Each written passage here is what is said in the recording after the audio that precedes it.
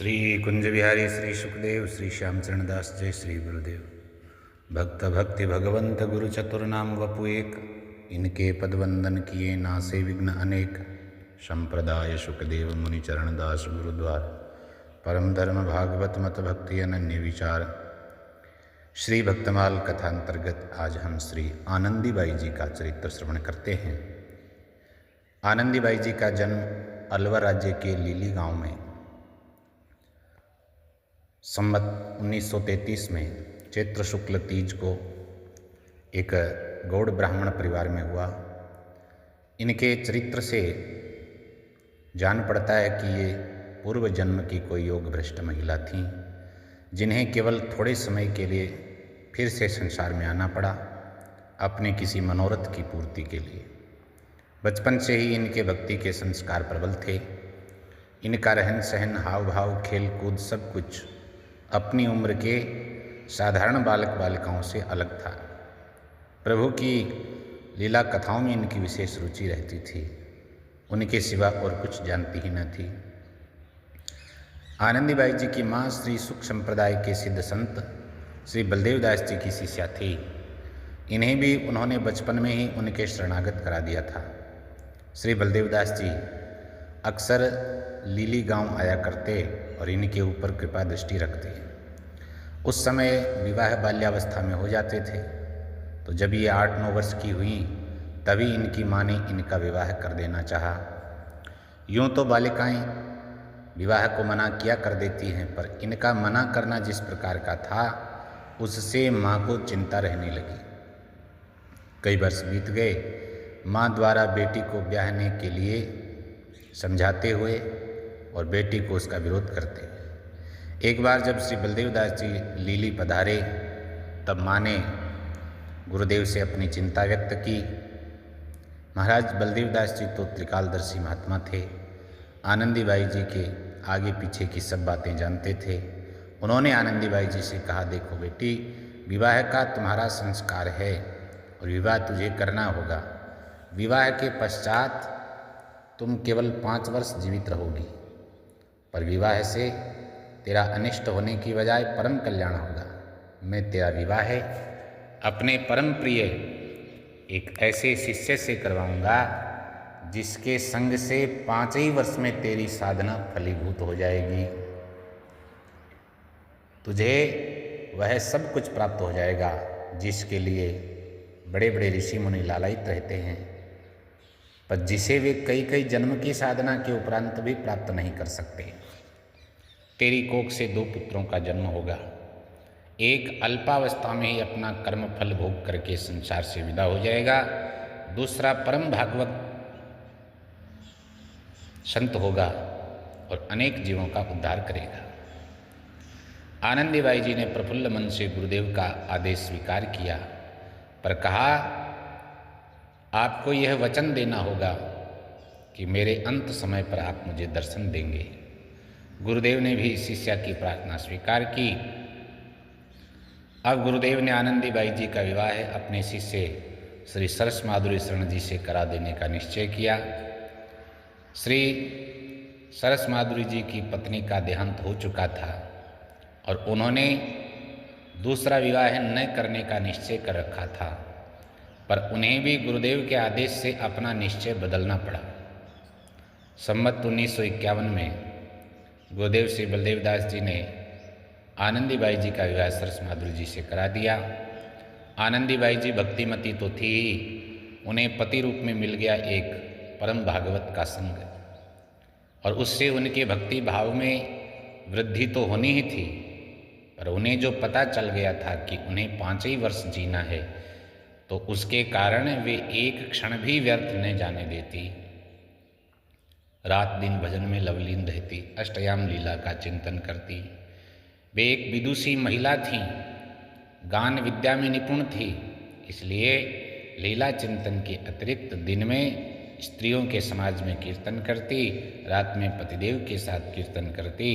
पतिदेव तानपुरा बजाते, ये ढोलक पर संगत करती। इन्हें श्री स्वामी मनमोहन दास जी महाराज की ये गज़ल बहुत प्रिय थी, जिनको अक्सर गाती थी। जिन्हें चलना मंजिल सेती, उन्हें दिन बैठ खोना क्यों। जिनको लक्ष्य प्राप्त करना है, मंजिल तक जाना है, तो बैठ करके दिन क्यों खराब करे। रही चढ़ बाट सिर ऊपर बने सुख सेज सोना क्यों।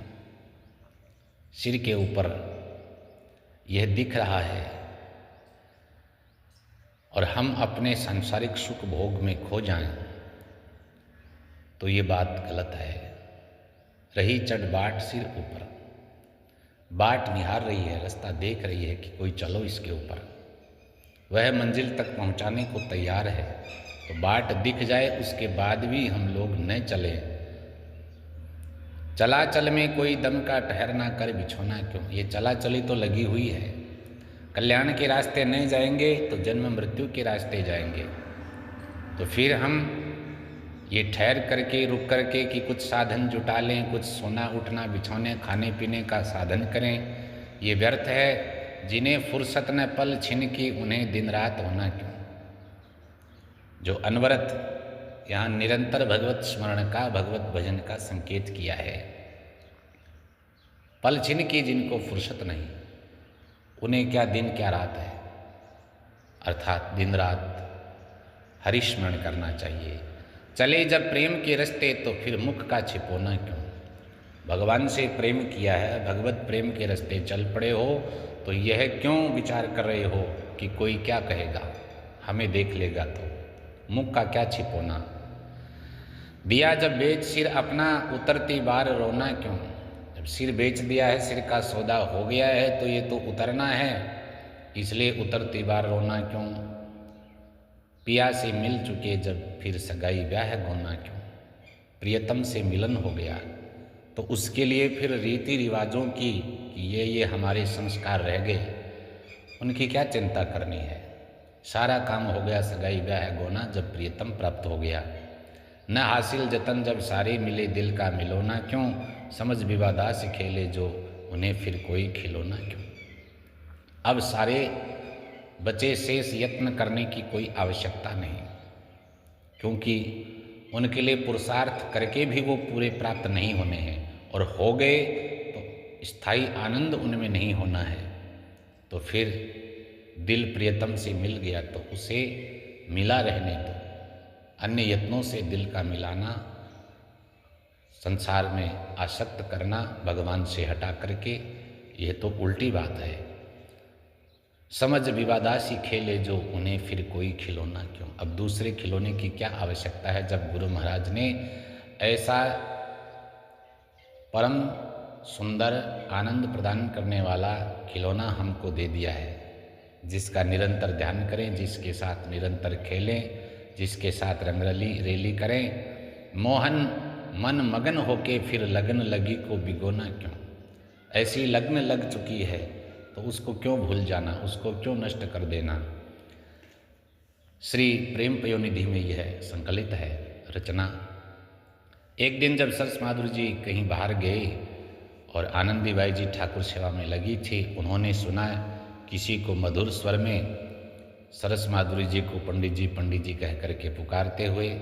वे ठाकुर घर से बाहर आईं तो देखा सरस कुंज की आंगन से मंदिर में जाने वाली सीढ़ियों पर खड़ा एक सुंदर सलोना बालक। उसने पूछा, पंडित जी हैं? आनंदीबाई जी ने उत्तर दिया, वे तो नहीं हैं। पर वे मंत्रमुग्ध सी कुछ देर उसकी ओर देखती रह गई। फिर सोचा कि उससे पूछें कि वह कौन है, कहाँ से आया है, पंडित जी से क्या काम है। वे पूछने को थी, इतने में 2 ही 3 सीढ़ी उतर करके वह तो अंतर्धान हो गया। सरस माधुरी जी के आने पर उन्होंने उनसे इस घटना का वर्णन किया। श्री सरस माधुरी शरण जी ने गदगद कंठ से कहा, तुम भाग्यवान हो, तुम्हें श्री सुखदेव जी ने दर्शन दिए हैं। इसी प्रकार एक बार उन्हें राधा कृष्ण के दर्शन हुए, जैसा उन्होंने अपने पद में संकेत किया है। सखीरी महाराज सतगुरु परम दयाल, सहज कृपाल करुणा के सागर शरणागत प्रतिपाल, भव सागर सो डूबत राखी अपनाई तत्काल। दीन जान मोहि शरणे लीनी, पल पल करे संभाल। दे उपदेश भरम सब मेटे, छूटे माया जाल।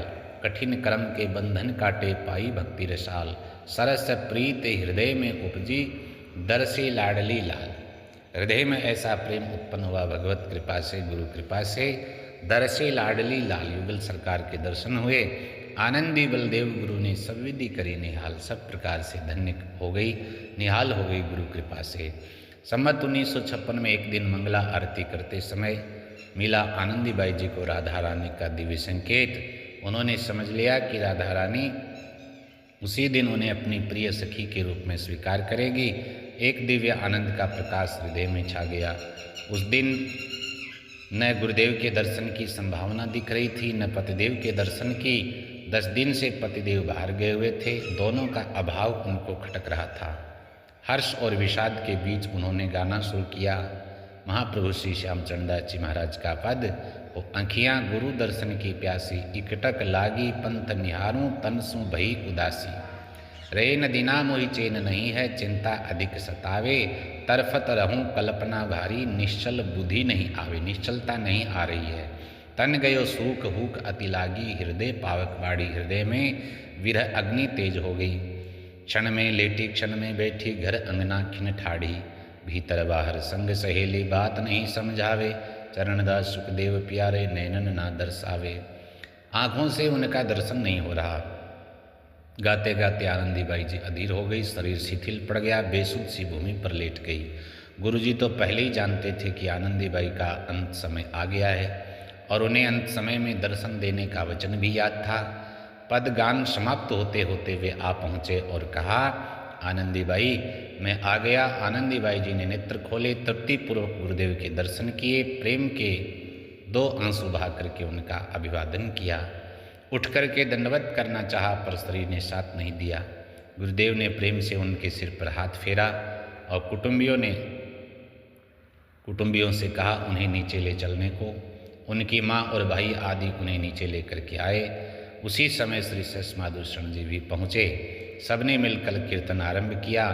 आनंदीबाई जी ने भी श्री सरस माधुर जी का यह पद गाने का संकेत किया। सरस माधुर जी का यह पद गाने के लिए कहा, जय सुख सखी श्याम चरणदासी, रास विलासी प्राण प्यारी। अष्टयाम सेवा सुख लूटत, अष्टभाव सुंदर बपुधारी। अष्टयाम प्रतिकुंज निकुंजन, सेवत दंपति रुचि अनुसारी। लिए रिझाए लाडली लालन, पल छिन होत नेक नहीं न्यारी। श्री सुखदेव जी महाराज श्री श्यामचंदास जी महाराज सखी स्वरूप में नित्य निकुंज में निज निकुंज में अष्टयाम प्रिया प्रीतम की सेवा कर रहे हैं और अपार आनंद लूट रहे हैं। स्ववश किए निज प्रेम प्रीति सो श्री राधावर कुंज बिहारी। उन्होंने राधावर कुंज बिहारी को वश में कर लिया। चायन भरी रूप रसमाती, गुप्त प्रकट लीला अधिकारी। श्री यूथेश्वरी रस आचार्य विनय, सुनो मोहि दीन निहारी। अब मुझे भी दीन जान करके मेरी विनय सुन लो। देवो निकुंज निरंतर सेवा, सरस माधुरी शरण तुम्हारी। मुझे भी निकुंज की सेवा प्रदान कर दो। गान सुनते सुनते आनंदीबाई जी निकुंज में श्री सुख सखी जी और श्री श्यामचंदासी जी अर्थात प्रेम मंजरी जी से जा मिली। सब ने यह पद गान किया और गुरुदेव और पतिदेव के सामने ही समाज के परिकर के कीर्तन करते करते उसी आनंद अतिरेक के माहौल में उन्होंने अपना पंचभौतिक शरीर त्याग करके नित्य निकुंज में नित्य लीला में प्रवेश किया। जय जय श्री सुखदेव।